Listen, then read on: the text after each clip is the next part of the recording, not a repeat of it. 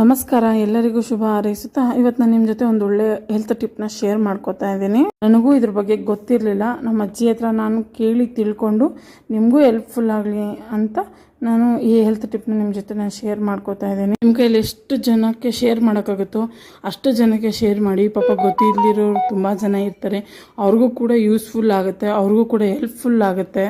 ಇನ್ನೂ ನನ್ನ ಚಾನಲ್ನ ಯಾರೆಲ್ಲ ಹಂಗೆ ನೋಡ್ತಾ ಇದ್ದೀರಾ, ಪ್ಲೀಸ್ ಸಬ್ಸ್ಕ್ರೈಬ್ ಮಾಡಿಕೊಡಿ.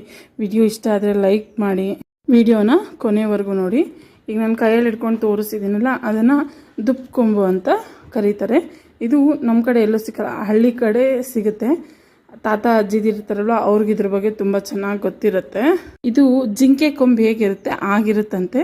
ಈ ಸರಿ ಅಜ್ಜಿ ಮನೆಗೆ ಹೋದಾಗ ನಾನು ಅದರದ್ದು ಫುಲ್ಲು ಫೋಟೋನ ನಾನು ನಿಮ್ಮ ಜೊತೆ ಖಂಡಿತ ಶೇರ್ ಮಾಡ್ಕೋತೀನಿ. ಕೊಂಬನ್ನ ಗೌತಮ ಬಂದಾಗ ಯೂಸ್ ಮಾಡ್ತಾರೆ, ಯಾವ ರೀತಿ ಯೂಸ್ ಮಾಡ್ತಾರೆ ಏನು ಅನ್ನೋದನ್ನು ನಾನು ನೆಕ್ಸ್ಟ್ ವೀಡಿಯೋಲಿ ನಿಮಗೆ ಖಂಡಿತ ನಾನು ತಿಳಿಸ್ಕೊಡ್ತೀನಿ.